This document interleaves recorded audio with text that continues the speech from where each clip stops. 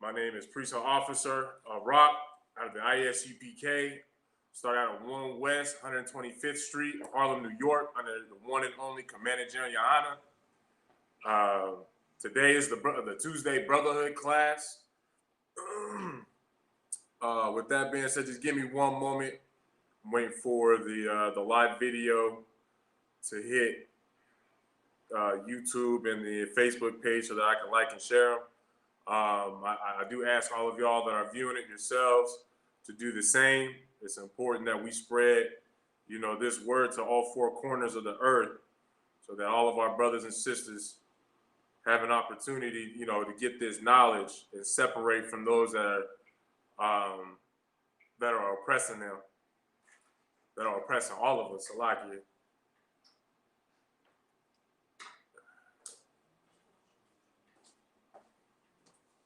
One moment, Baba. Just to start off, though, just so that y'all got an idea of what we're about to get into. We're gonna start off with the article that's talking about the what is his name? Jacob Salakia. Jacob Blake, the water, sir. There's an article that just came out today discussing his case, and I wanted to bring that out and talk about that a little bit with y'all. 1 second.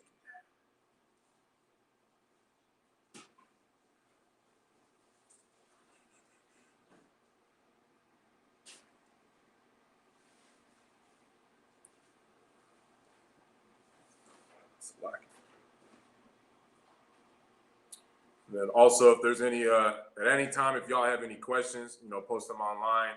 I'll be checking both Facebook and YouTube for any questions that might be coming my way, and if I can answer them, I'll be sure to do so.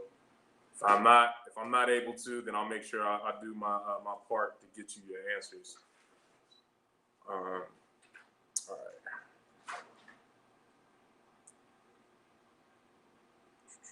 There we go. Okay, you got that ready, sir? All right, you go ahead and start with from the title, Baba Kashad. All right. Start with the no trouble. All right. So this is the Milwaukee Journal Sentinel. It says, no charges against Kenosha police in Jacob Blake shooting. DA says officer felt he was about to be stabbed. Okay, so with that being said, before we act, that's just the title. So that's giving you an idea of, what I'm about to bring out that this article says. And with that being said, for those of y'all that have actually seen the Jacob Blake video, the brother was about to go into his vehicle where his kids was at. And this policeman had shot him in the back because he felt like he was about to be stabbed. And I want y'all to, just ponder on that a little bit. This man was afraid of being stabbed by a man that had his back faced to him. All right, we're going to go ahead and start with the article, Baba Kashad. The Kenosha, Wisconsin police officer who shot Jacob Blake in August will not be criminally charged. Okay, so and already it sounds like we're already starting with the pattern that I began with last week's class when I was talking about Tamir Rice's case, Salagia. With that, those police officers, those two police officers that murdered a 12-year-old boy, you know what I'm saying, is they're not facing any type of criminal charges for murdering a child. Right. You know what I'm saying? And so now going into this story, mind you, for those of y'all that don't know, this man got shot in front of his children. This man can't walk no more. Most High Christ, that he at least was able, that the Most High spared his life, but a big major portion of this brother's life is taken away because he can no longer run with his kids. Right.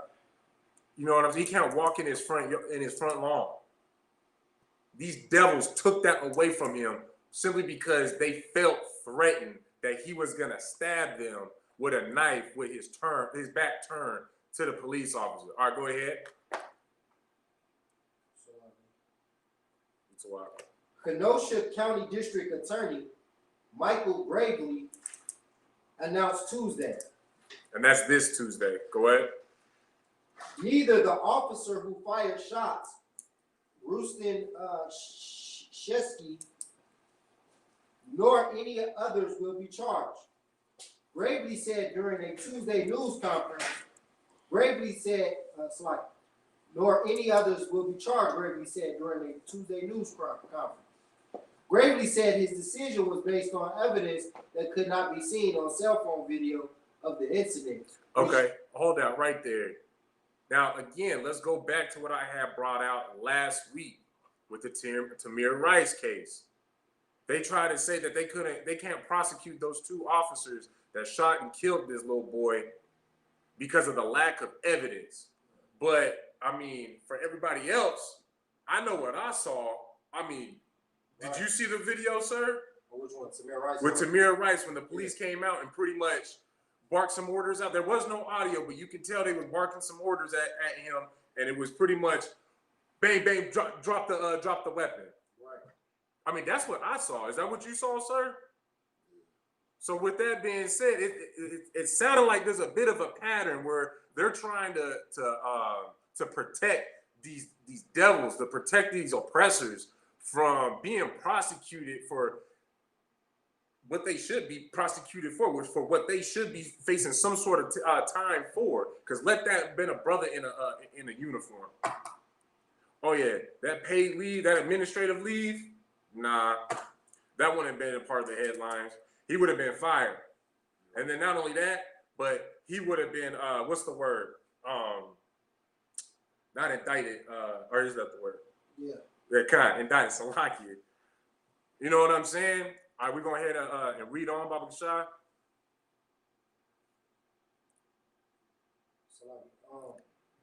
Which showed Shesky shooting Blake, 29, as he got into a vehicle with his children inside. With his children inside?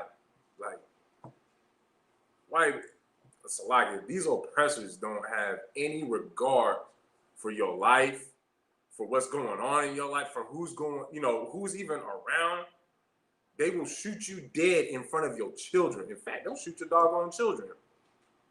Right. But we want to continue to align with them. You had something, sir? I was going to say just the fact that he was shot in the back shows you that he wasn't finna get stabbed. Like, right, exactly. How can I stab somebody if my back is to them? At that point, you could have grabbed them, choked them, you know what I'm saying? Did anything at that point. If somebody got to you, you could have just simply ran up and grabbed them, pulled them out the car. Right. You know what I'm saying? Like, you could have used anything but deadly force. You know what I'm saying? Kind, exactly. The fact that this article, it just shows you like how Black, Hispanics, and Native Indians ain't gonna get justice in America at all, no matter what. Right. Like I said, it's on. They saying that the cell phone footage, you know what I'm saying, is not enough.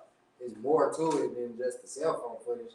And showing, basically saying like, it's pretty much the angle of the footage doesn't show what really transpired. I mean, it's self-explanatory. Like you said, you seen the video, the brother going to the car, getting in the car, and the police just walk up to him close range and shoot him in his back. Like, right, exactly. What's there not? What's lacking in that footage? You know what I'm saying? And in fact, what you just said was heavy on what's like. I want, as we read on, we're gonna bring more things out, and it's gonna paint the entire scenario of what happened, because it gets even worse than him just being shot in the back.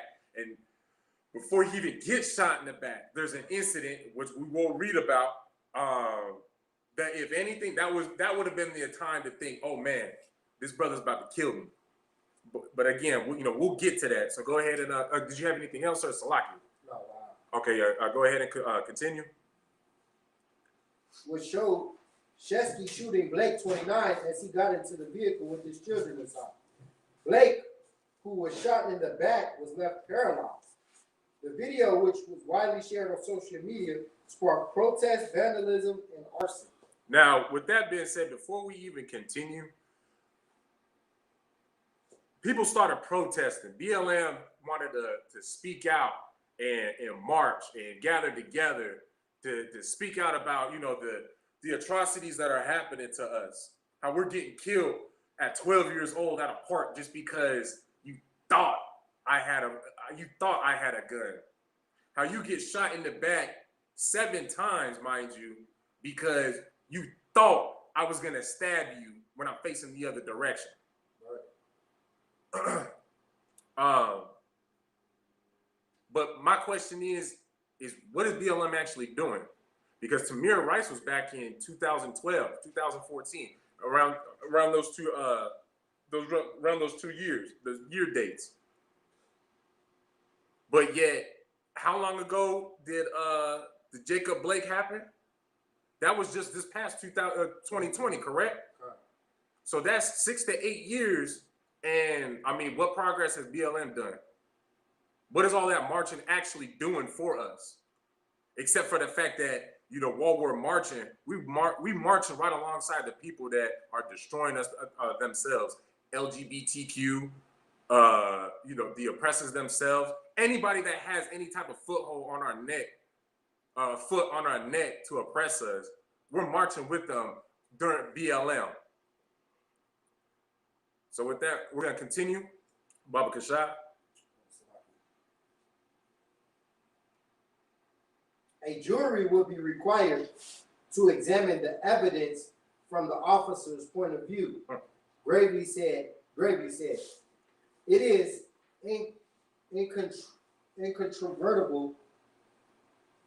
incontrovertible that Blake was armed with a knife when he was shot. Gravely said he describes it as a razor blade type knife and said Blake admitted possessing it.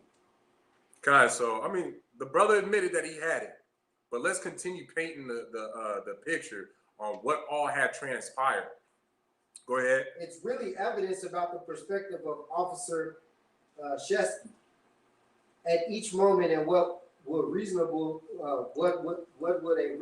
officer do at each moment. Gravely said, almost none of the things that are answered in that deeply disturbing video that we've all seen. Officer Shesky felt he was about to be stabbed. He felt like he's about to be stabbed. Continue. The next one should start where he added. Okay. He added that the shooting was a tragedy for Blake, his family, police, and the community. Blake's attorney said Gravely's failure to charge Shesky was subverting the will of the people. Officer Shesky's action sparked outrage and advocacy throughout the country, but the district attorney's decision to not charge the officer who shot Jacob in the back multiple times, leaving him paralyzed, further destroys the trust in our justice system. Attorney Ben Crump and co-counsels Patrick A. Salvi II and B. Ivory Lamar said in a statement. So, as I said, this brother got shot in the back multiple times to the point where it left him paralyzed. I mean, it sounds like he was actually out to try to kill this brother. So right. With that, we're gonna pull a scripture really quick, right? We're gonna pull Psalms chapter 55, verse 21. We're gonna start with that one. So it's Psalms 5 and 21. Psalms chapter 55, verse 21. Uh-huh. The words of his mouth were smoother than butter, but war was in his heart. So, you know, just that first line, that his words were smoother than butter, who does that already start to sound like? It's a rhetorical question. But who does that already start to sound like? Look at our lead. I'm not going to say our leaders as in, you know, the leaders of the so-called Black, Hispanic, and Native American people. I'm saying the leaders of this country. It sounds like them. How they sit there and say, you know, Joe Biden was talking about how he was going to actually try to seek out justice. That was part of his presidential campaign, was that he was going to side out justice for what happened to Jacob Blake, Salakia. But yet, this article just got released today. So it sounded good that we was gonna get justice. It sounded real good, didn't it? It sounded so good that all of y'all that don't know any better got in them doggone lines and voted for that devil. Then you also got the flip side of the coin, where Trump was actually praising those police officers. I mean, he just made it blatant what he had in his heart in the first place. You had something, sis? Just to touch back on Joe Biden, there was recently some tapes leaked of the black activists that were like campaigning with Joe Biden. So there was some tapes leaked of them trying to get in contact with him recently about, the justice and stuff like that. And it's a whole recording of him basically saying, F y'all, and I'm not helping y'all, this and that. It's not in those words, but it's a whole recording of him basically saying why he's not about to help the black activists and he got other stuff going on and they're no longer a priority. Joe Biden. But his running mate is supposed to be a representative of our people at that as well. So it's supposed to look good that his VP, the VP elect, what's her name, Kamala Harris or whatever. She's actually a heathen. If y'all didn't know, she is not Israel. But everybody looks at her and think, oh, she a black woman. So with him having all this talk about how he's gonna seek out justice for Jacob Blake and basically actually stand up for the so-called black man, the so-called Hispanic man, and Native American man. As soon as he gets elected, he's already shown what his true colors are. But y'all want to continue to align yourselves with these people. Go ahead and read on his words, Baba Kashad. The words of his mouth were smoother than butter, but war was in his heart.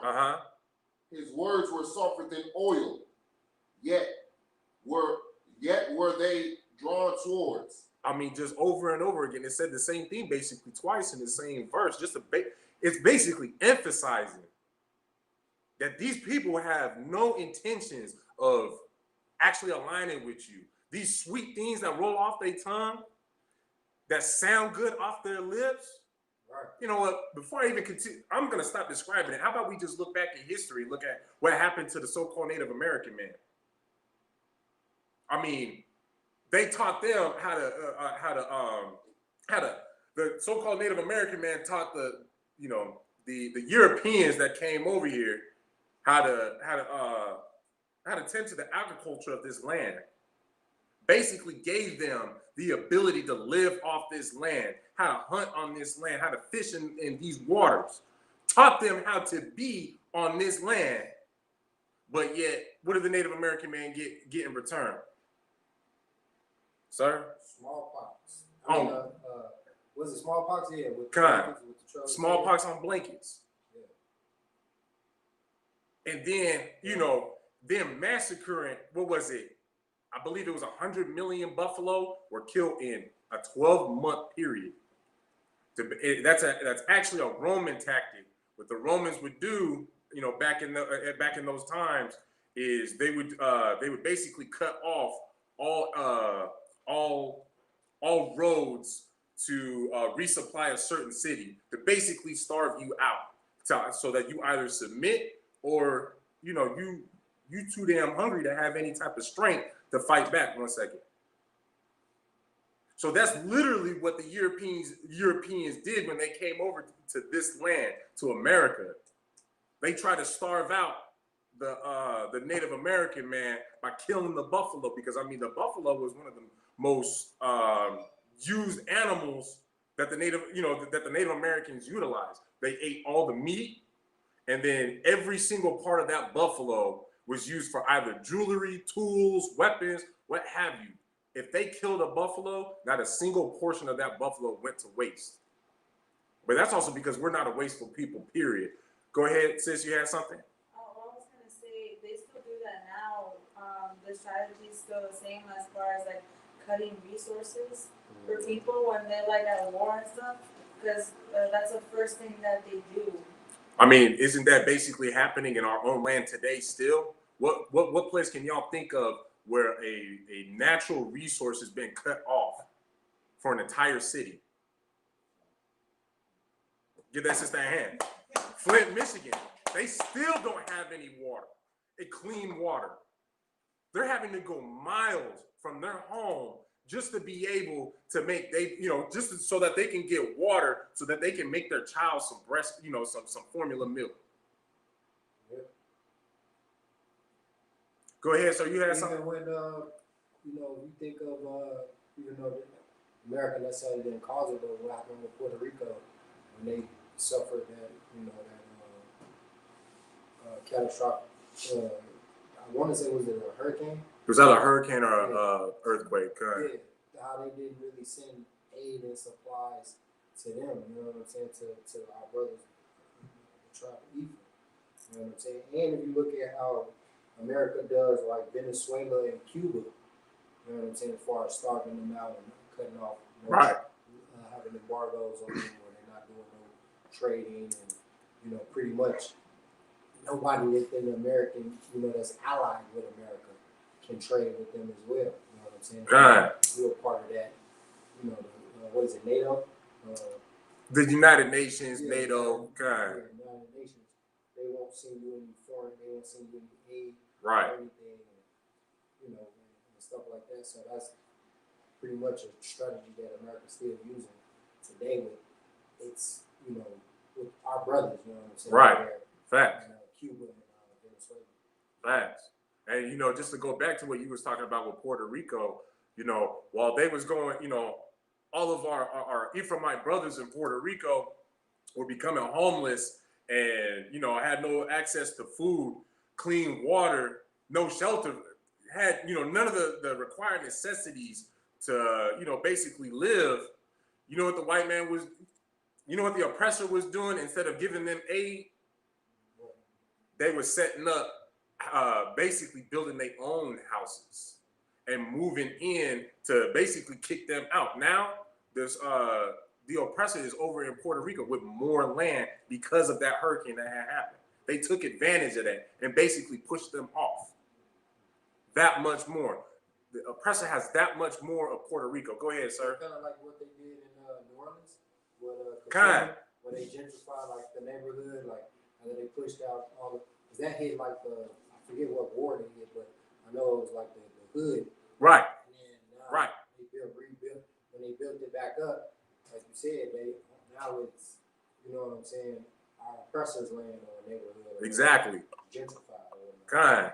And just off, you put all that together, that lets you know who this oppressor is from all the way back in the biblical times. Right. We already brought it. They the Romans. They using the same exact tactics. Right. Let's go ahead and continue reading on the article, Baba Kasha.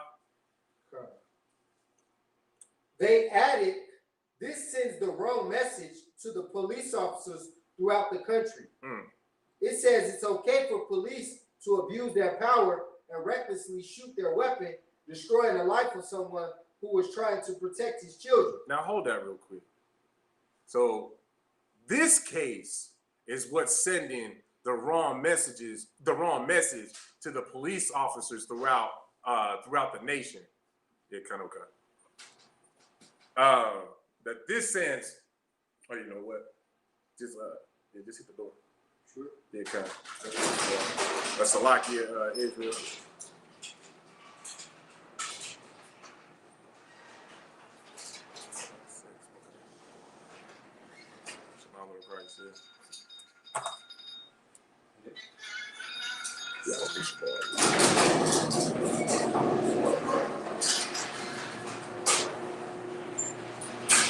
One moment, Salakia.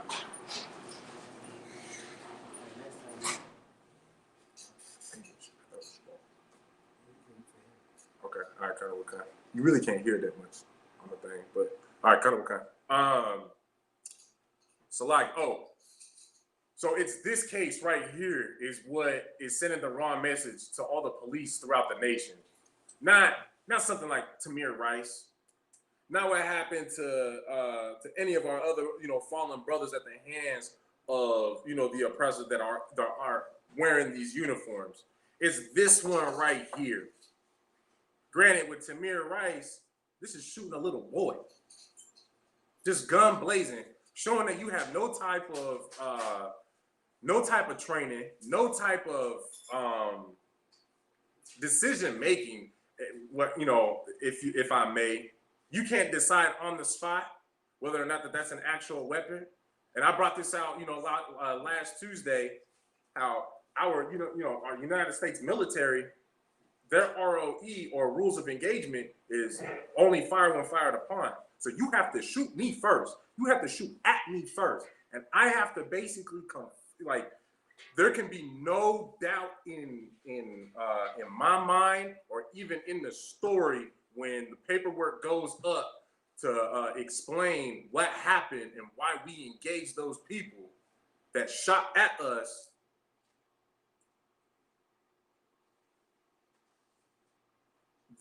Our military has the discipline to be able to do that, but the people who are supposed to serve and protect our neighborhoods, can't decide whether or not it's a real weapon. Can't decide, or go jump to the conclusion that a man who has his back turned towards him, that he's gonna stab him in the back. And now, this is sending the wrong message to the people, to the police throughout the nation, that it is basically okay to just shoot us. I mean, hell, last I saw, they wearing the same badge that the overseers wore during the 1700s. Right. It's the same exact badge. Them runaway slave hunters, same badge. They all doing the same thing. Doing the same thing as the Romans, even. Go ahead, read on, sir. Gravely also did not charge the two other Kenosha officers who were present when Blake was shot, Brittany Moronic and Vincent Arenas.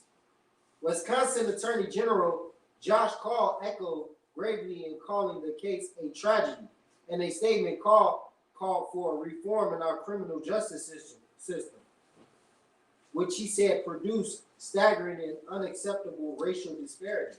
Now, she was calling for a reform of our criminal justice system. You know what I'm calling for? A reform of what laws? A reform of what God we serve in the first place for the Black man, Native American, and Hispanic man. Instead of following the ways of these oppressors, instead of following everything that everybody around you is doing, why don't we reform ourselves and start coming back to these laws, statutes, commandments, so we don't have to worry about these oppressors policing us? And really, they're not even policing us; they just straight murdering us. Go ahead, sir. I was gonna say she's calling for political, justice reform, but she's the top. If I look up states' attorney generals, it says attorney generals are the top legal officers of their state or territory. They advise and represent the legislature and state agencies and act as people's lawyers for the citizens. Most are elected through a few appointed by governor. So these attorney generals, she's the attorney general of Wisconsin. She has the power to make changes or to make a phone call to make something shape, differently in that case. Right. You know what I'm saying? If she's advocating for that person to be charged, it probably would take, all she would have to do is go, you know what I'm saying, in a meeting and talk to the DA. Right. Who's under them, I believe, right? The DA, I believe so. Should be under the attorney general in rank. I'm not really sure. I don't want to say it to be true, but this sounds like a bunch of BS, like you said, like the scripture brought out. Their words are smooth and butter, but words in their heart. Sounds like they're just trying to, play good cop, bad cop. Right. You know what I'm saying? Right. The DA is the bad guy, but you're over the DA potentially, and you're trying to say, oh, this is a tragedy. We need criminal justice reform. Right. You know what I'm saying? Kind. And you're the one who can get it done. It sounds like a bunch of BS as usual. No, kind. Facts. Are we going to read on? All right. So, we need, did I read that already? That's where we at. Okay. We need policy changes that will reduce the likelihood that officer-involved critical incidents will occur and that will make our criminal justice system fairer and more equitable. Call said in a statement. Blake's shooting and its aftermath propelled Wisconsin into the national spotlight. Both President Donald Trump and President-elect Joe Biden discussed it during campaign stops in the state. Biden met with Blake's family and said charges against Shesky appeared warranted, while Trump praised police and preached law and order. Wow. We're gonna stop there for a second, and we're gonna take out we're gonna read Psalms chapter 49, verse 11, Baba Kashad.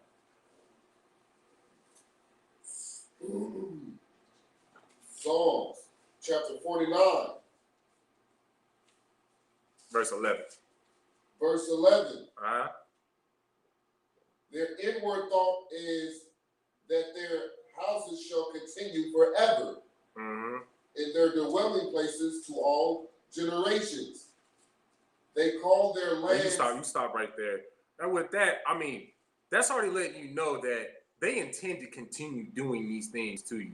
They intend to continue killing you on these streets. Just like if you were to go back to Psalms 55 and 21, you know, that whole smoother than butter, but yet, you know, war was in their hearts. That's their intent, because read that again from the top, Baba Kashad. Their inward thought is that their houses shall continue forever. They think they always gonna be here, that they are going to continue to rule this planet, to rule Earth for the rest of forever, basically. Go ahead. In their dwelling places to all generations. Even their kids, for all throughout all the generations, this will always be theirs. This will always be the oppressors. And one way for that to actually, you know, come to pass is they got to kill us first. Right. They got to kill us first. And one way they doing that is by telling you that, okay, I'm going to fix this. But then, as, you know, Sis had brought out, you know, the activists are going to call, hey, you actually going to follow through with what you promised? First of all, I'm not even going to answer the phone. But when I get back to you, I'll leave you a little message telling you to, you know, quit calling my man, quit bothering me. I'm still waiting for y'all to finish killing each other, and then I thought, you know, I'll send in my police to kill what, you know, you don't kill. All right, we're gonna read on. No, actually, we're gonna drop that and go to, because that starts talking about that little 17-year-old white boy who started shooting up the joint with his AR. I want to get to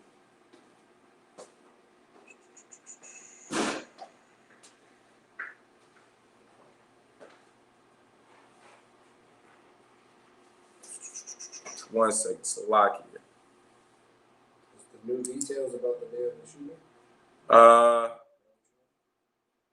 I know it's under there. You know what? We'll just start from there. That's for a while. Yeah, you can. New details about the day of the shooting. During a lengthy news conference, Gravely revealed new details about the day Blake was shot. Mm-hmm. At the time, there was an open felony warrant for Blake's arrest and a past incident of domestic violence, he said. Blake's girlfriend had allowed him to come to their son's birthday party, even though he wasn't supposed to be at her house. She said on a 911 call played at the news conference. And if I may, you know, I'm going to stop you right there just really quick. See, our women playing, you know, both sides and whatnot, we all need to learn, you know, brotherhood and sisterhood. Because first and foremost, it's us against them. And I mean, essentially, she just almost got him killed, but got his legs taken away because, you know, she's going to invite him to a place that he ain't supposed to be. And of course, you know, every man wants to be there for his son. He ain't supposed to be doing birthdays, sure, but he still wants to see his son. That's an opportunity for him to see his son. And in no way am I condoning the whole birthdays at all.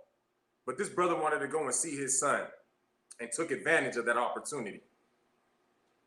But for the sister, you know, to turn back around, whatever the case may be, you know, what had happened, it does bring it up in the article. You know, that's no excuse to put any brother, any sister in death, in harm's way, or you know, play with their life like that. Because we all know what these police are out here doing to us, with this oppressor, what his intent actually is with all of us. They show it time and time again, and then you can get a whole video recording, whether it's on their body cam, the building surveillance, your own personal cell phone, and the evidence wasn't clear enough. We can't see enough to actually see what had happened, so we can't prosecute him. We setting each other up to be killed and have absolutely no justice. So, like, go ahead and read on. The woman called the police when Blake threatened. But actually, drop that. Go to the next paragraph. I believe this is what I wanted. You don't want to read that? You sure? Oh no, yeah, go ahead, Salaki. The woman called police when Blake threatened to leave in her rented SUV. Mm-hmm. Officers tased Blake 3 times, but even after that, he was able to get up. Gregory said. At one point, Blake pulled a knife from his waistband and jumped on top of Chesky, the prosecutor said. All right, so earlier when I first had started off, we were talking about how when we first brought out that he got shot in the back. And I had told y'all that there was an incident during the altercation where, you know, the police should have thought right then and there, okay, now he's gonna kill me. When that brother was on top of him, that was the opportunity, you know, that's when I would have thought, okay, he got a knife in his hand and he's sitting on top of me. Maybe now he's gonna kill me. But that's not when he got shot, though. Read on.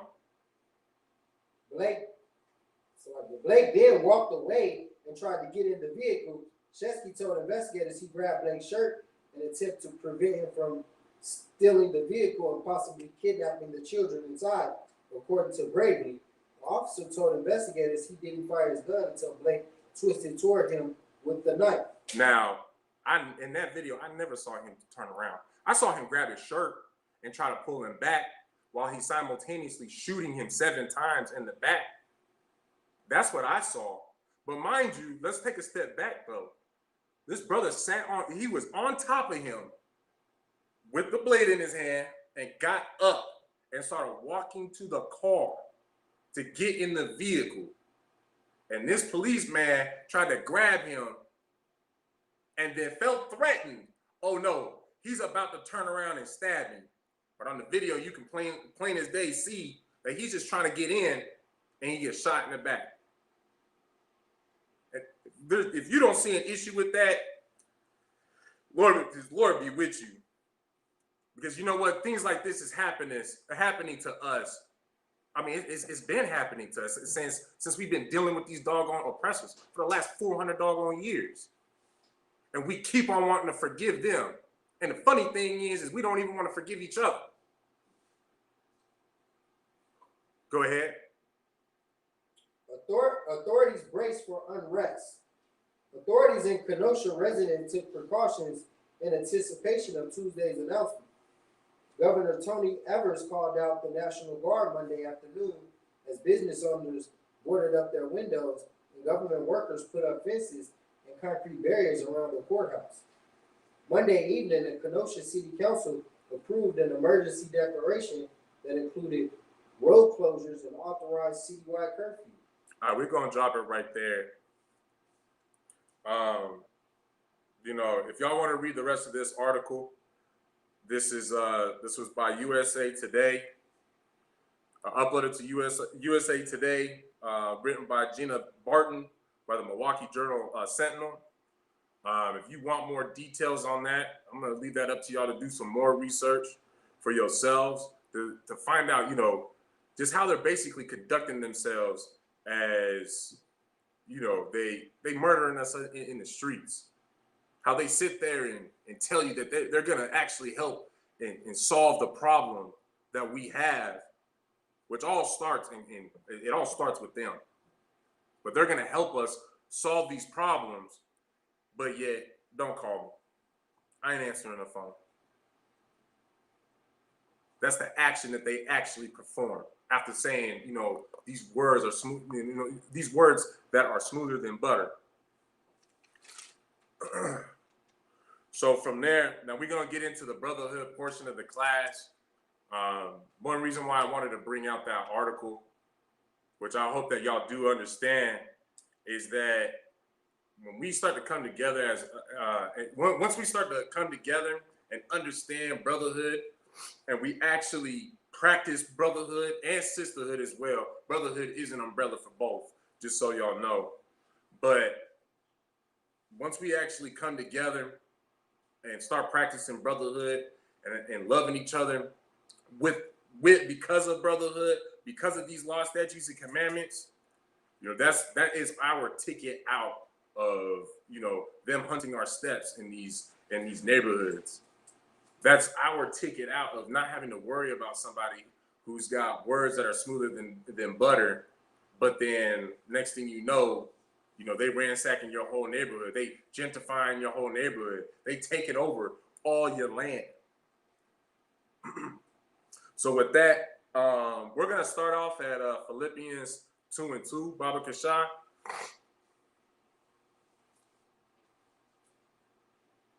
Philippians 2:2. Go ahead and read it when you got it.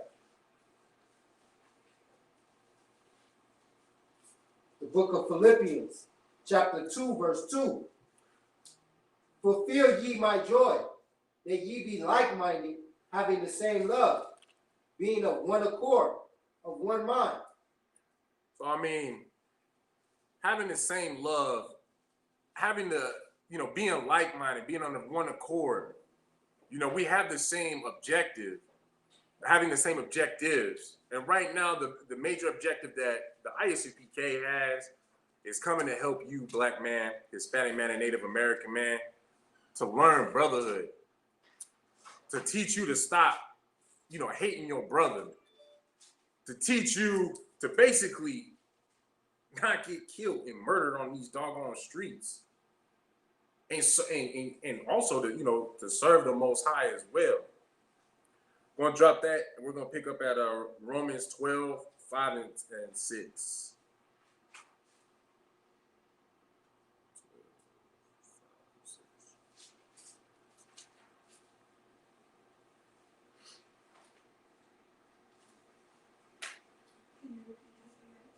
The book of Romans, chapter 12, verses 5-6. The book of Romans, chapter 12, verse 5. Mm-hmm. So we, being many, are one body in Christ, and everyone members one of another. So that right there is already letting you know, we're many parts of one body. Now, on our bodies, we might have two hands, with both our hands do the same thing, basically. They have the same abilities. They don't have the same ability as my feet. My hands are more beneficial to doing X, Y, and Z, while, my feet are more beneficial to doing A, B, and C. So with that being said, that's one way to think about it, is that I might not be doing the same thing that you're doing in this school when we all laying our brick in, but what I'm doing is just as important, is just as vital as what the next brother is doing. Right. Whether it's the chest muscle portion, it's the knee, whatever. We all doing our part to get this body moving and essentially growing as well. Verse 6. Having the gifts differing according to the grace that is given to us. Whether prophecy, let us prophesy according to the portion of faith. So again, I mean, we all have our own unique gifts. And so with that being said, no brother is greater than the other. In fact, in the spirit of brotherhood, you should love that brother that much more that he's able to do something that you're not able to do. And he should love you that much more that you're able to do something that he's not able to do. Because now together, y'all that much stronger. Just like, like for example, your hand. You can take your hand, for example, with your fingers in the actual palm of your hand. Your fingers ain't gonna be really holding nothing, but your palm do. Your palm is what, your fingers will set it in place with your palm. But, the both of them individually, they can essentially get the job done, but not like how they could, with the fingers in the palm together. Right. And that's exactly how we have to look at each other as brothers and sisters as well. So with that, we're gonna drop that, and then we're gonna pick up Psalms 133 and 1. Baba Kashad.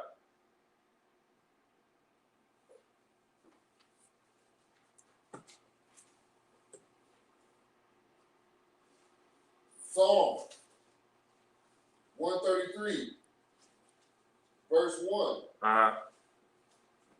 A song of degrees of David. Okay. Behold, how good and how pleasant it is for brethren to dwell together in unity. I mean, this is David right here, in his song, talking about how pleasant it is and good it is for when, brothers and sisters are able to come together in unity. Like how great of a sight that is. And, I know we still been talking about it weeks later, but we, beginning of December, or it was the middle of December, but we had the Las Vegas cookout.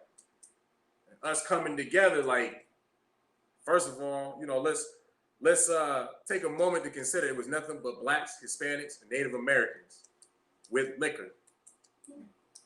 And most people, that combination right there, they think, oh, nah, something's gonna pop off. Right. That was not the case. Read that again from Behold.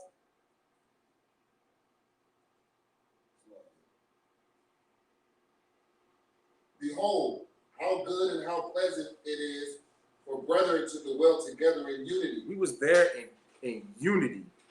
And so because we was there in unity, man, whether you was on Shamar, whether you was, actually in the inside functioning, whatever you was doing as a part of, the cookout, whatever your portion was, like, it was something that you can look at and enjoy.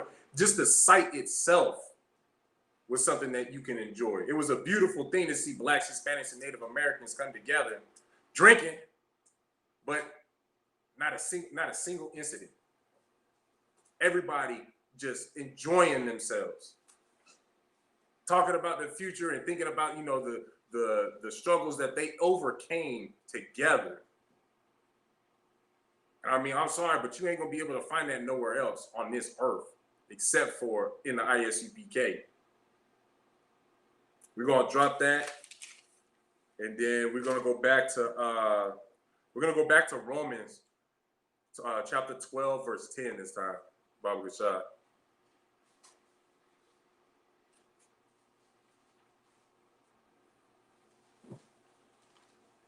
The book of Romans, chapter 12, verse 10.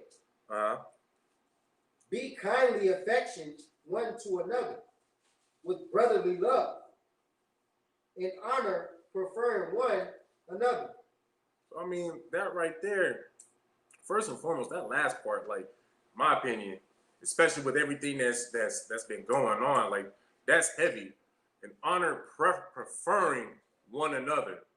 Prefer that black man, that Hispanic man, that Native American man, or woman over everybody else. Because your preference of the other nations in the first place is why we have to, is why I'm bringing out articles in the beginning of class in the first place. because we preferring the wrong people.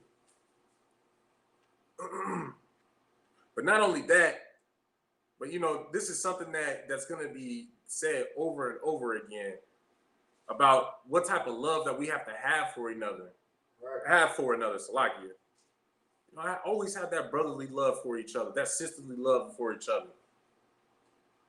Because I mean, that's what's going to bring us together and also accomplish the goals that we need to as a nation. None of us really are anything without brotherhood. That's why people like myself was attracted to the ISUPK in the first place. Because this is the only place that I've ever seen where, you know, there's true brotherhood, there's true sisterhood. These people actually care about one another. So much so that they're ready to die for one another. So we're going to drop that. We're going to pick up at Malachi chapter 2, verse 10. Baba Kashah.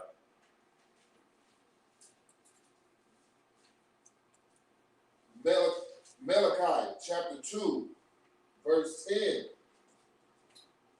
Have we not all one Father? Have not one God created us? Why do we deal treacherously every man against his brother, by profaning the covenant of our fathers? I mean, that right there is already emphasized, you know. Basically, it's like saying the other side of the coin of what we just brought out in Romans 12 and 10, where, you know, that's telling us to love each other with that, you know, brotherly love, where we prefer each other over everyone else. But this right here, you know, now it's questioning. It's questioning, why do we act like this in the first place? When don't we all have one Father? Don't we all come from Abraham, Isaac, and Jacob? No, you know, aren't we supposed to be serving the same God? You Christians claim that, you know, you follow the God of the Bible in the first place, that you read the Bible, you believe in the Bible, but why are you trying to kill me then? If you really believe in the Bible, where is your brotherhood? Right. But that's also because it's not found in the Christian church. It's only found here in the ISUPK. We're going to drop that.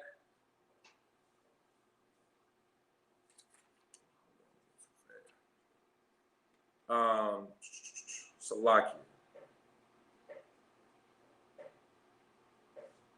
We're going to drop that and go to...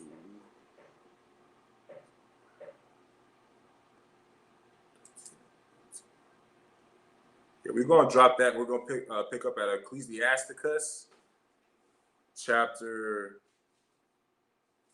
12, verse 13 through 18.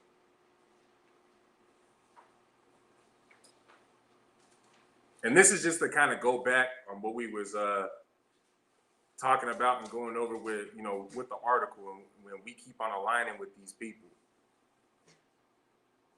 Read when you got it. The book of Ecclesiasticus, chapter 12, verse 13. Who will pity a charmer that is bitten with a serpent? Or such a thing as come nigh wild beasts? So right there, I mean, that's already talking about, all right, so if somebody's over there playing with snakes, if somebody's over there, you know, coming close to wild animals, who's gonna pity that man when he ends up getting bit, when he ends up getting trampled, when he ends up getting killed because he's over there playing with something that he's not supposed to be playing with in the first place? Go ahead. No sweat.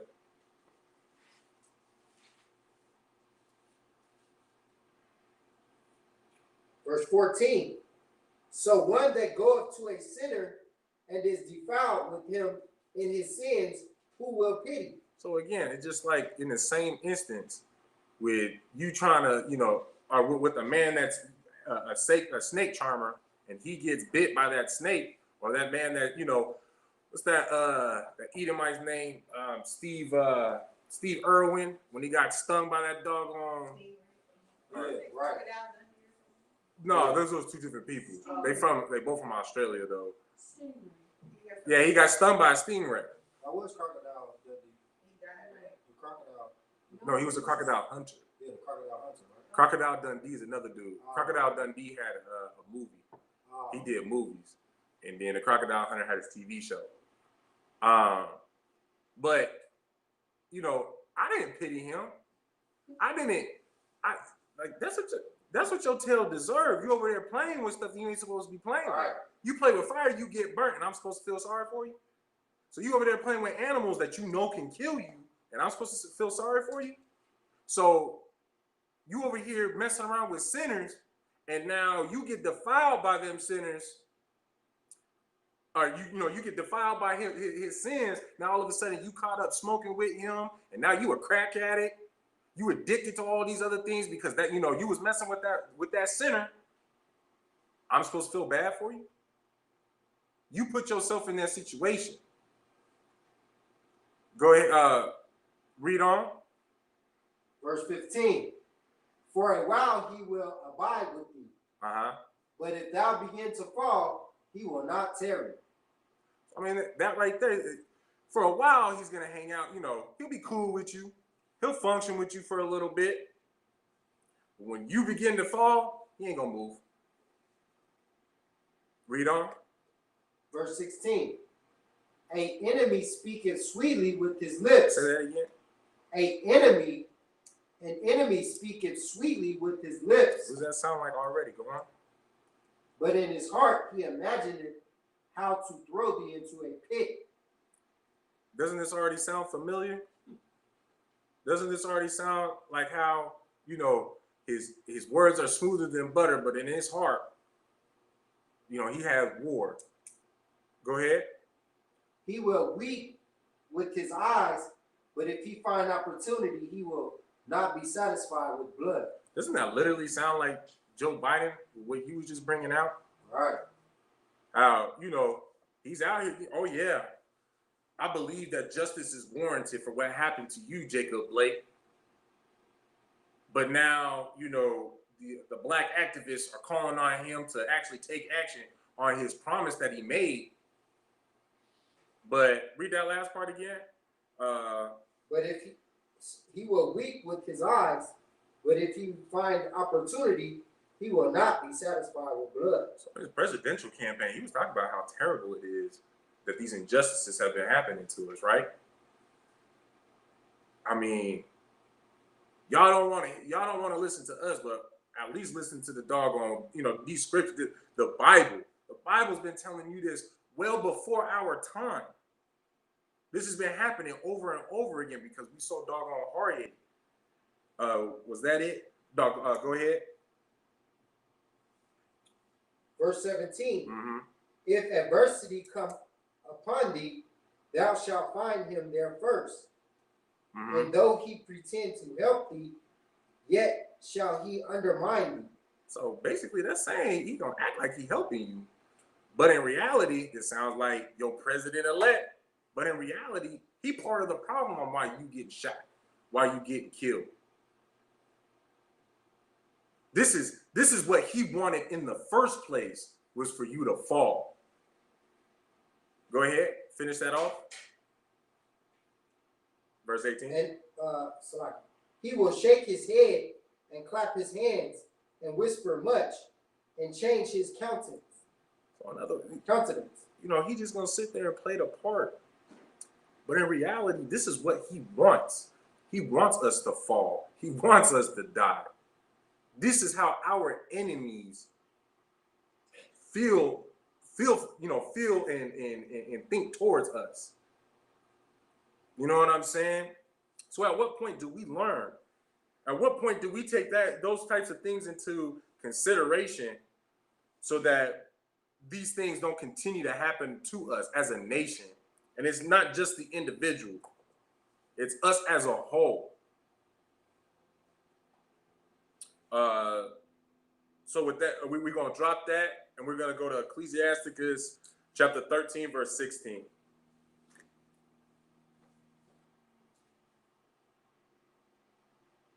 The book of Ecclesiasticus, chapter 13, verse 16. All flesh consorteth according to kind. Right. And a man will cleave to his light. So that right there, that's letting you know that naturally you know, although we are so in love with these other nations, when, you know, you go back to what we just read in Ecclesiasticus 12, 13 through 18, you know, while he's sitting there hoping for, you know, waiting for you to get undermined and whatnot, he's aligning himself with his people. He's aligning himself with those of his own kind, which is what you need to be doing yourself. So-called black man, Hispanic man, and Native American man. Can you put that on vibrate for me, Baba Kashab? You know, that's what we need to be. Of all these things, we want to be like them, but the one thing that we don't want to do like them is have brotherhood for our own people. Love our own people. If there's anything that you should be learning from these oppressors, learn that. Because they only out for their own well-being of their future, their people, their nation.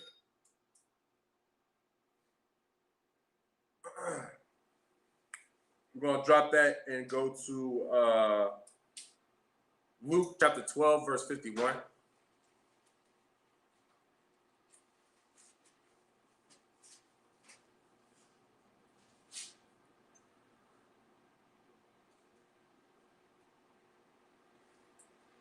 I'm gonna read that when you got it. The book of Luke, chapter 12, verse 51. Mm-hmm.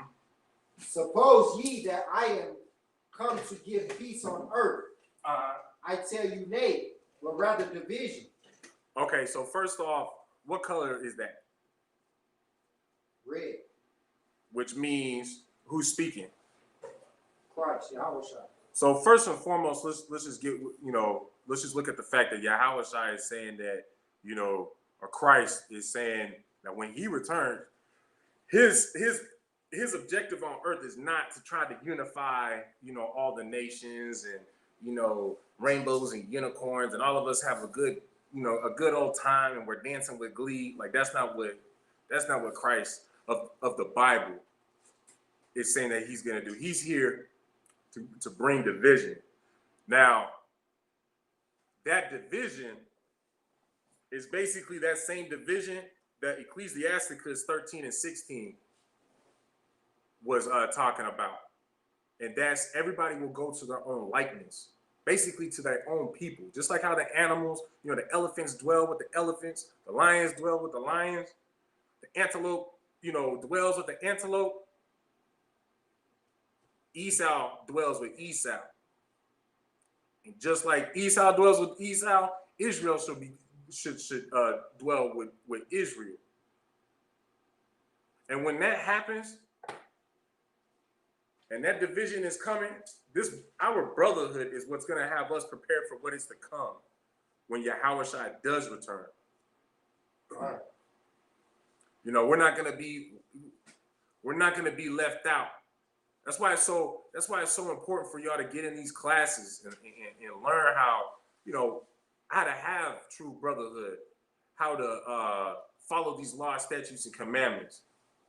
So then that way, when he returns, you got to think, when he returns, not all of us will be unified. Lord willing, we will be. Lord willing, all of Israel will be under one banner. But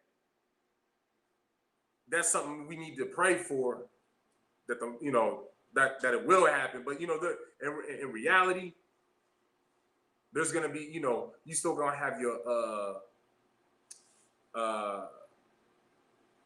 what they call, you know, them coon brothers, basically, where they still, you know, they can't let go of the white man. And you know, what's his name off of Django? Samuel L. Jackson played on. Was it Steven? You know, you still gonna have, you know, a bunch of Stevens, and that's gonna be a part of the division in itself, because they're gonna be divided from us as well. There's gonna be basically the division is gonna be those under the ISUPK, and then everybody else is gonna be divided from us, and essentially, Yahweh Shai is gonna bring down that sword on everybody that isn't with us, that isn't under our banner. And the only ones that can even be under our banner is the so-called Native Americans, Hispanics, and black men. Nobody else.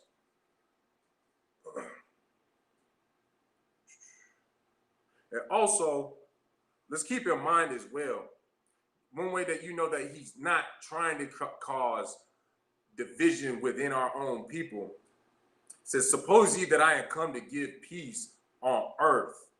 Now, why is it that he uses earth instead of the world? Can anybody answer that for me? You said why he used earth instead of the world? Kind. Okay, so it says, suppose ye that I come to give peace on earth. Suppose ye that I am come to give peace on earth. So you think that Yahushua is coming to give peace on earth. Oh, but not to everybody. He's not for everybody.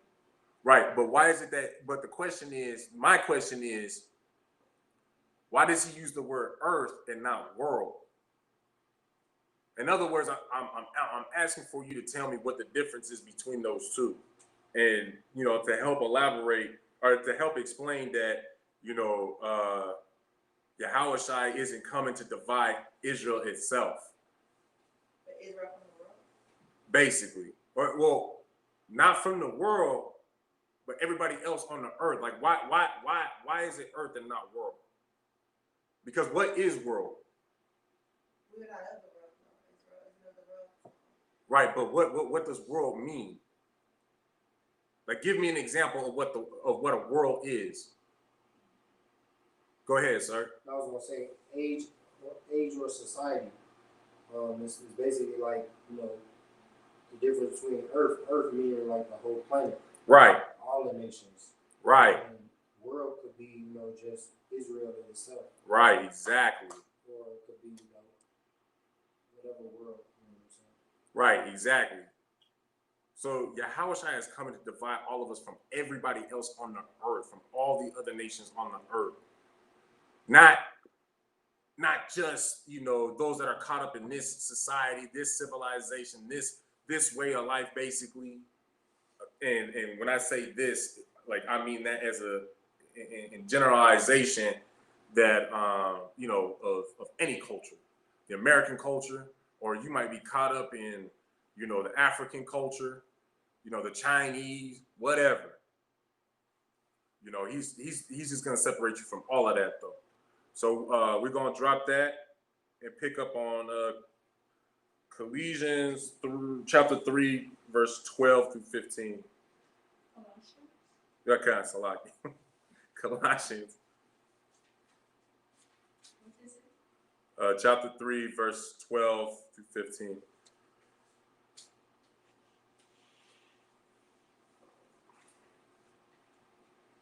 The book of Colossians, chapter 3, verse 12. Put on, therefore, as the elect of God, holy and beloved, vows of mercy, kindness, humbleness of mind, meekness, long-suffering. Go on. Forbearing one another and forgiving one another. If any man have a quarrel against any, even as Christ forgave you, so also do ye. Go on. And above all these things, put on charity, which is the bond of perfectness. And then read that last one about And Musa. let the peace of God rule in your hearts, to the which also ye are called in one body, and be ye thankful. So this right here is this is part of the blueprint, part of the layout on how you should be when you try to be brotherly with another brother. How you should be when you should be brotherly with another sister. You know, holy and beloved, you know, be separate. Bowels of mercies, you know, always have mercy within you, and basically have mercy, always have mercy ready to be given out to your brother and sister. Kindness, and that's one thing that especially the doggone sisters have the hardest time, the most. That's what they struggle with the most, is kindness. Man, that's something that we have to learn. That, you know, that's something that we all have to learn, is to be kind to our brothers and sisters. I mean, ultimately, at the end of the day, we all we freaking got.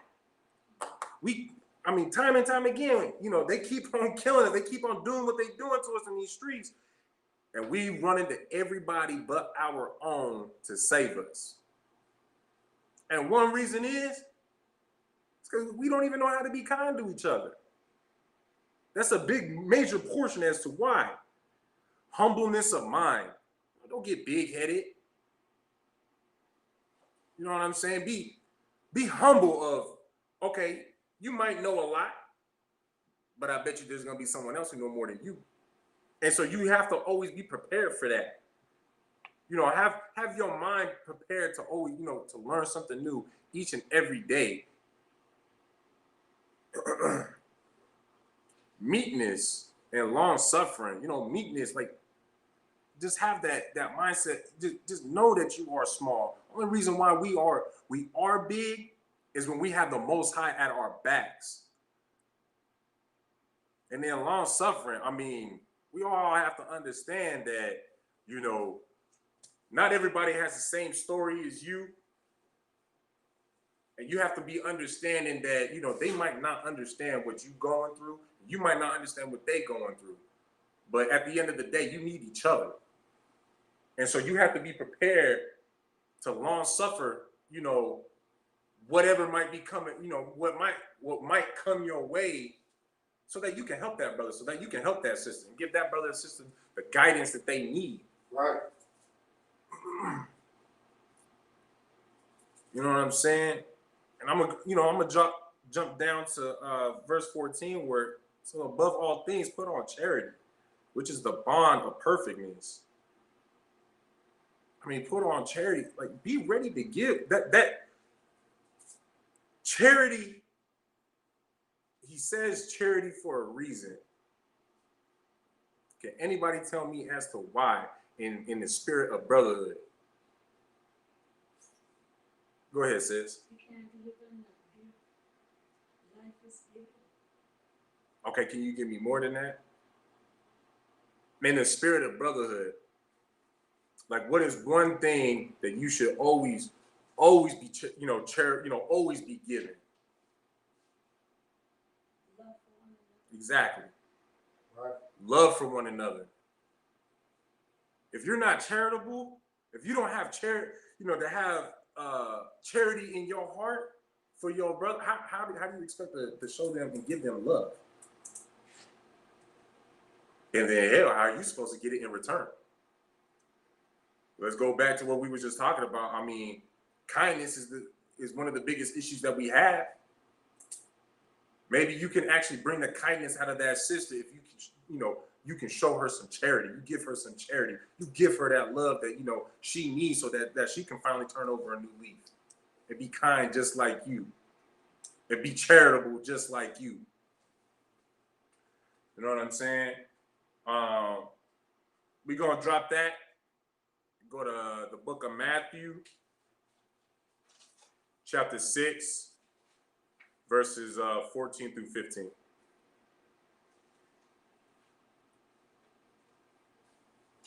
Read it when you got it, Babu Shah.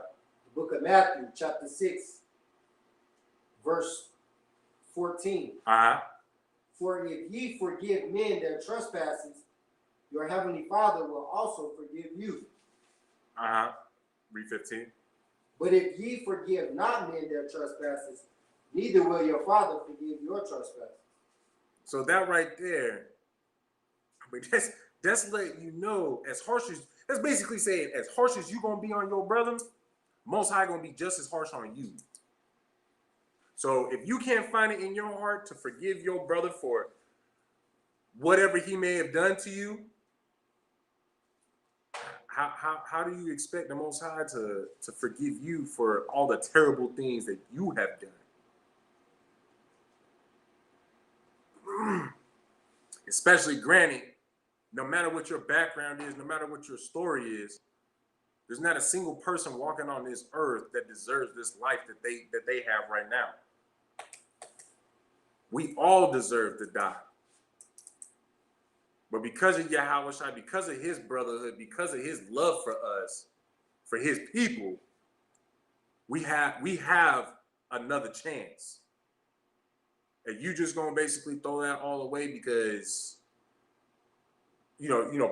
basically piss on what he did because you can't find it in your heart to forgive, a brother for whatever he had done to you, because you can't forgive a sister for whatever she had done to you, then what did Christ even die for in the first place?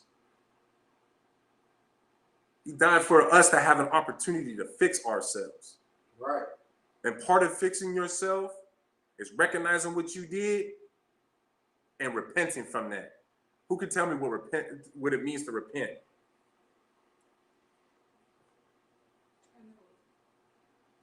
Turn away from what? Then next time, raise your hand, sis.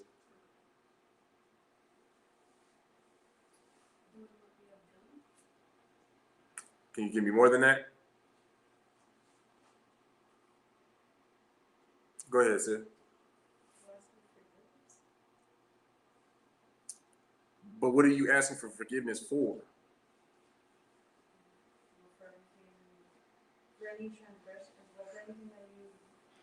Tell me how you repent. How do you complete the repentance process? By never doing something ever again. Give me an example. So, for instance, if you used to smoke a bunch of weed, Okay. and then you ask for forgiveness, you just don't touch that ever again. So you ask for forgiveness, or I know what I was doing was wrong, and then you do what? Or you knew what you was doing was wrong. You recognize that, and you ask for forgiveness. Now, how do I know that your apology, you asking for forgiveness, is sincere? Okay, so stay on what you was just talking about with the marijuana. You used to smoke. Now you ask. Say again. And now you stop smoking. That is how you repent. That's the only way that you repent. Is when you actually stop doing them old things.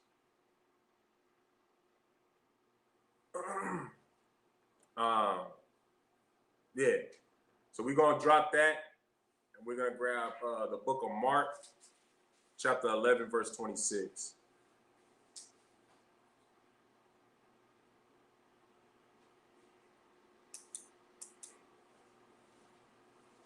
Now read that when you got it up the shot. The book of Mark, chapter 11, verse 26. Uh-huh.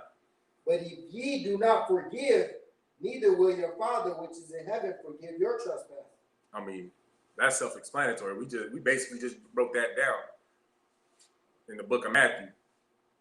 And so now this is another account, just to back up, what was said in Matthew in the first place. Now we're gonna drop that. We're gonna go back to Matthew, but we're gonna go to chapter 25, verse 40.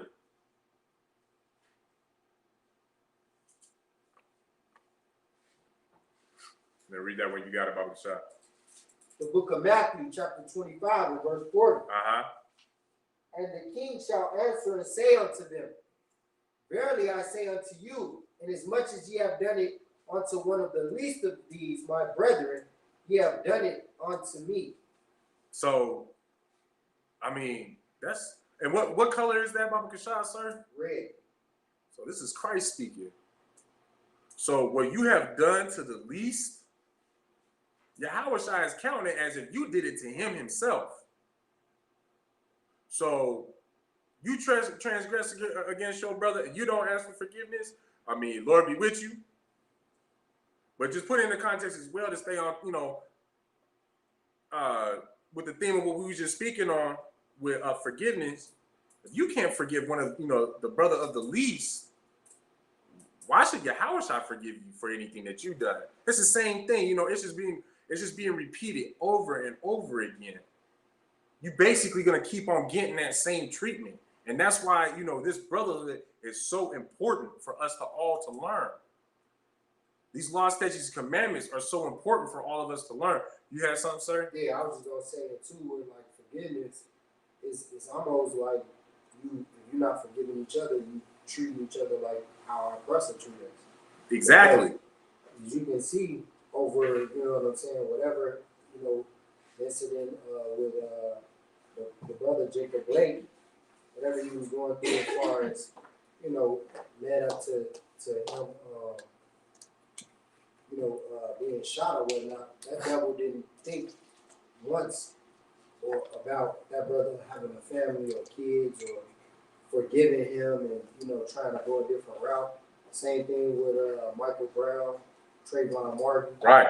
This is how our enemies deal with each other, for one, and with us.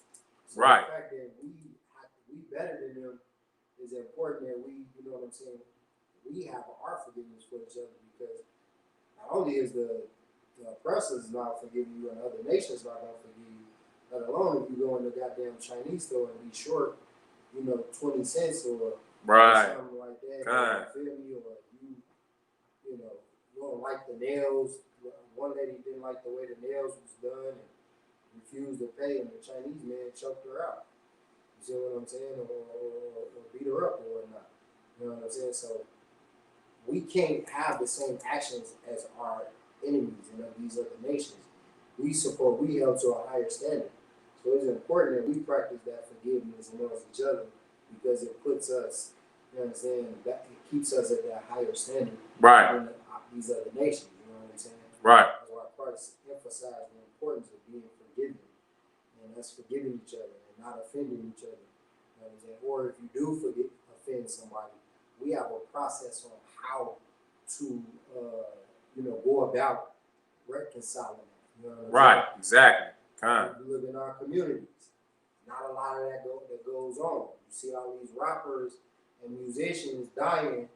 It's because there is no forgiveness. Right. That's being said, everybody's, you know, looking to make a name and make, it's once again, it stems from our oppressor teaching us to glorify in that type of behavior. You know what I'm saying? God. That's the way it should go. You know what I'm saying? That you got to get back and stuff like that based on, you know, it's the last lick or whatever, you know.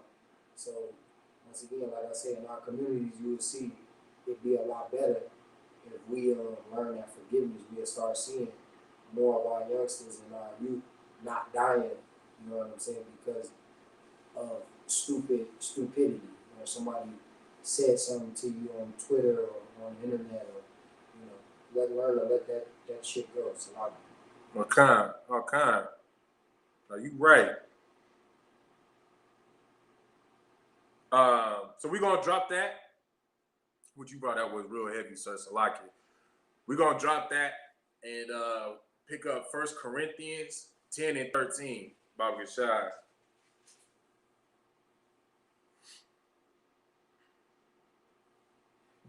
the book of 1 Corinthians, chapter 10, verse 13. Okay. There have no temptation taking you, but such is common to man. So right there, that's already starting off with, you know, what you may be going through is not unique to just you. You are not the first one to go through, you know, your entire life story, the way, you know, the good and the bad. There's someone else who's experienced that as well. Go ahead. But God is faithful, Uh-huh. who will not suffer you to be tempted above that ye are able, Uh-huh. but will with the temptation, but will with the temptation also make a way to escape, that ye may be able to bear it. So with that, who can tell me one way that is created for us to escape and bear any temptation that comes our way? Any temptation.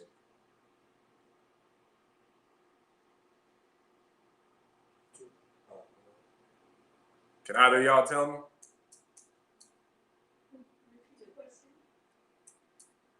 Who can tell me one way that we'll be able, that the Most High sets for us to basically overcome, bear, and escape temptation?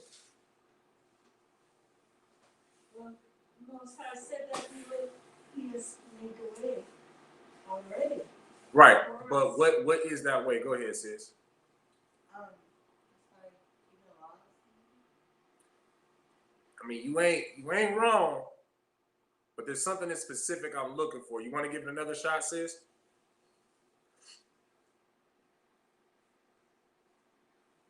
The sister online said, reading the word of the Most High. On Facebook? Come. Are you watching Facebook? Come. All right, the water. You're not wrong, sis, but that's not what I'm looking for right now. You want to give it another go, sis? Okay, so what was the question you asked? Okay. What is? Give me one major way that the Most High had set that the Most High had established for us to be able to escape, overcome, and bear temptation. Because he said that he has already overcome the world. Okay. Try and stay on topic. What the topic of today's class is. Okay, brother.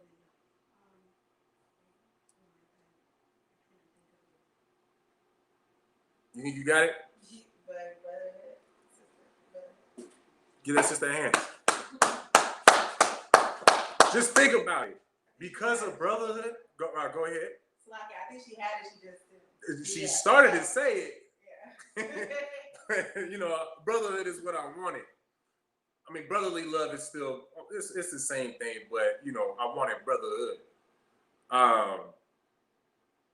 You know, because just think about it.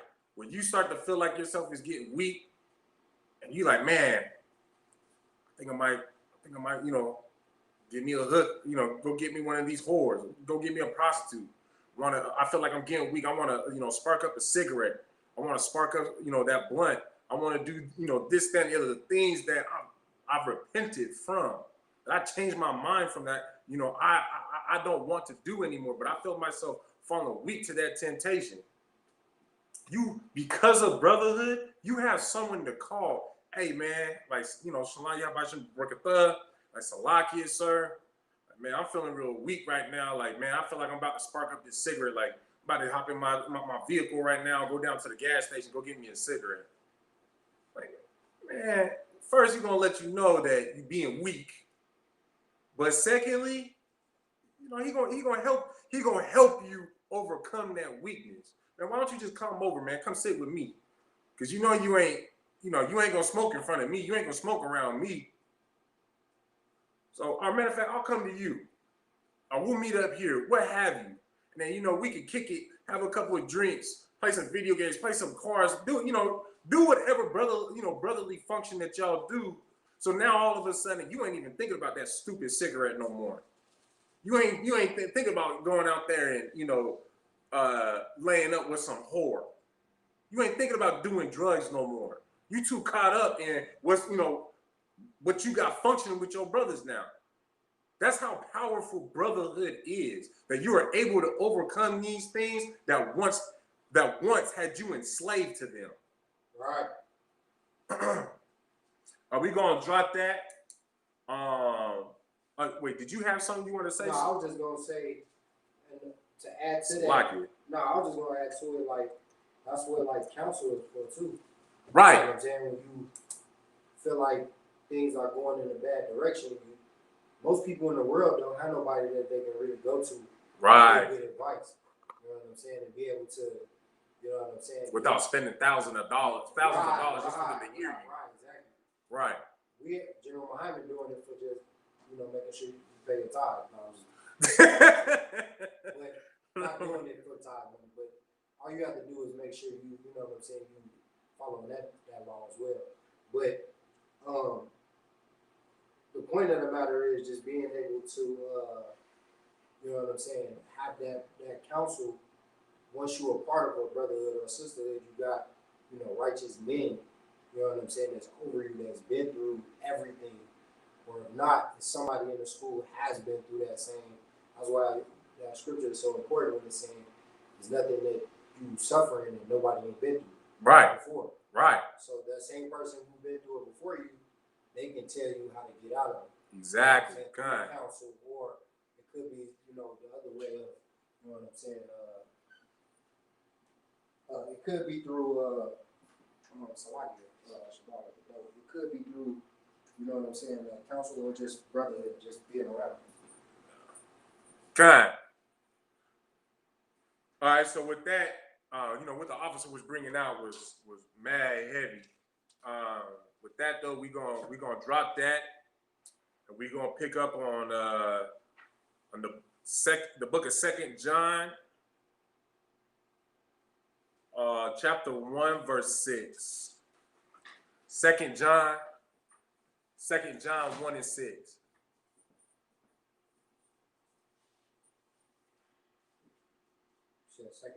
6. Kind of what kind, sir? The book of 2 John, chapter 1, verse 6. Mm-hmm. And this is love, that we walk after his commandments. Hold on. I thought I just gotta tell you that I loved you. Read that again for me, Baba Kasha. And this is love, that we walk after his commandments. Okay, go ahead. This is the commandment, that as ye have heard from the beginning, ye should walk in it. Okay, so so what love really is walking after his commandments. Now, when you walk after his commandments, who all are you showing that you love? Can anybody tell me? Go ahead. I mean, you're right, your brothers and sisters. So, and the most right, they give that sister a hand. So you love your nation and the Most High by following the law, statutes, and commandments. We're gonna emphasize that. We can go into that a little bit more. We're gonna go to the book of John, chapter 15, verse 12.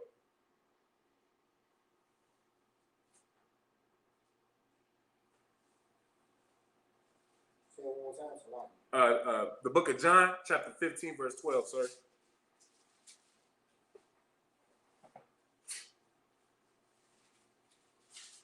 And before he even begins reading this is written in red. So this is Yahushua. This is Christ speaking. Read it when you got it, sir, Baba Kashai. The book of John, chapter 15, verse 12. Mm-hmm. This is my commandment. This is my what? This is my commandment. This is my what? This is my commandment. It's already starting off. Yahushua is giving us a commandment. And we just started off with 2 John 1 and 6. What part of the commandments of love is in the first place. How you show love in the first place. And that's by following the commandments. Go ahead. That ye love one another. As I have loved you. So that we love one another. I mean, and how do you do that? How do you show that we love one another?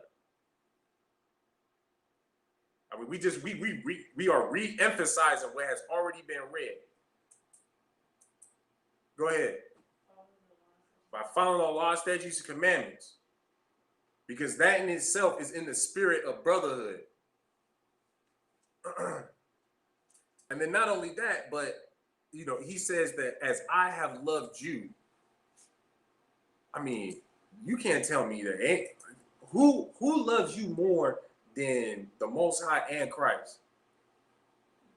I mean, hell, Christ died. Christ didn't die for just, his 12 apostles, for the brothers that was just rolling with him. He didn't die for just them. He didn't die for just his boys that he actually got to see every day.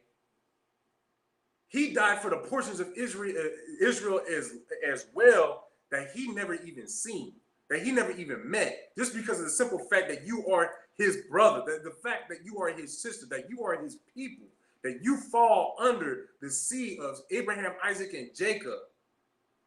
He died for you. I mean, that's love right there.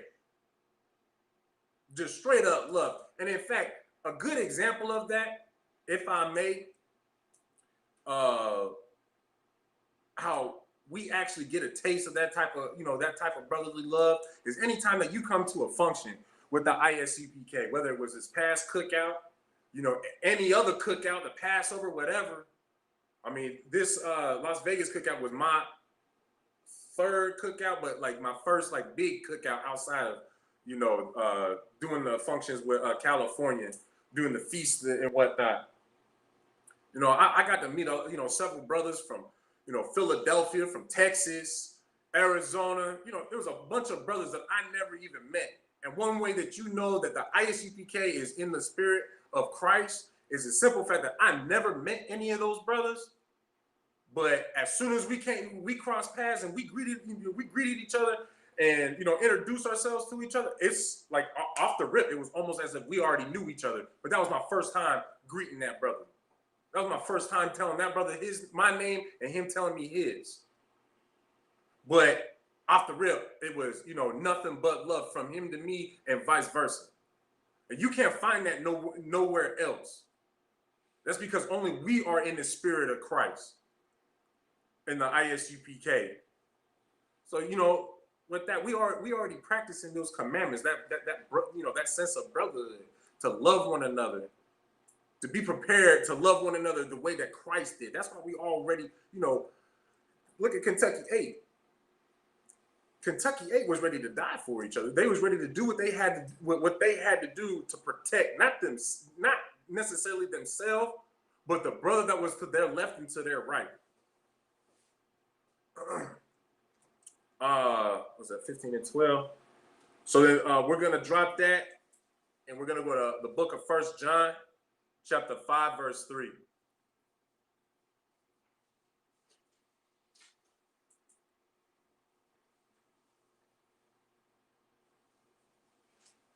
The book of 1 John, chapter 5, verse 3. For this is the love of God. Okay. That we keep his commandments. That we just do whatever we want. That we keep his commandments. That we just speak, you know, we just speak on it and that's enough. That we keep his commandments. Read on.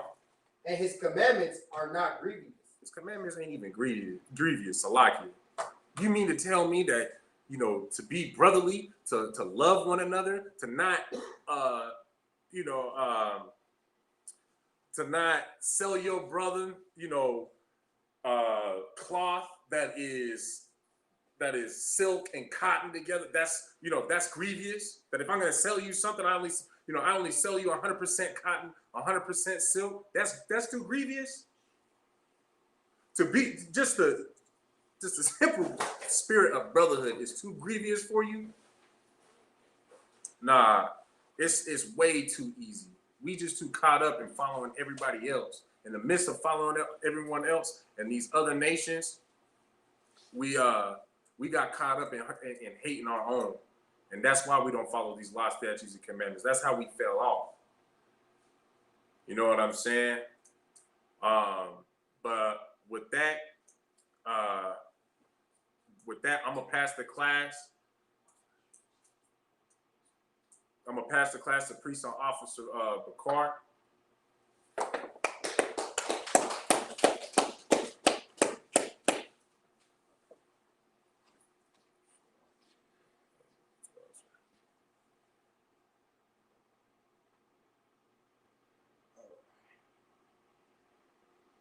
We are the ISUPK, started out of 1 West, 125th Street in Harlem, New York.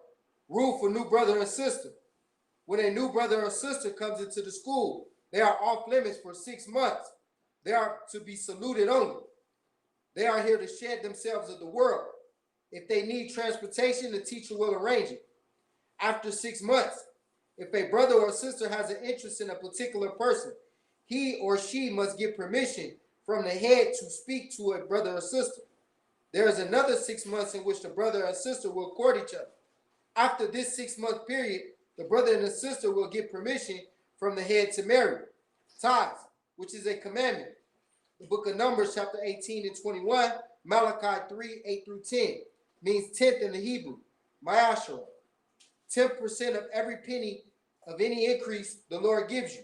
Give to the treasury department or teacher. Priest fund, free will offering for priests, not mandatory. Whatsoever amount you would like, the upcoming holy convocation, convocations is the Feast of Purim, which is February 25th through the 26th. If anyone wants to be a trooper in the school, to start wearing all black boots, shirts, pants, headband, and scarf.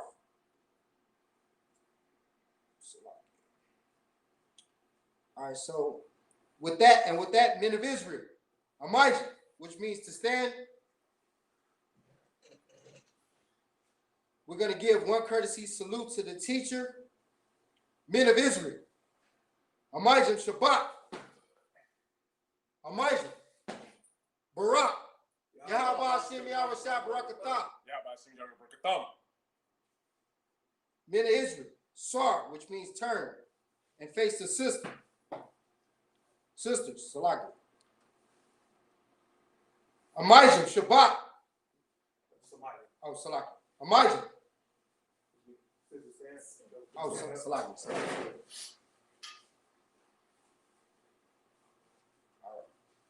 Men of Israel, Amijah Shabbat, Amijah, Barak, Shalom.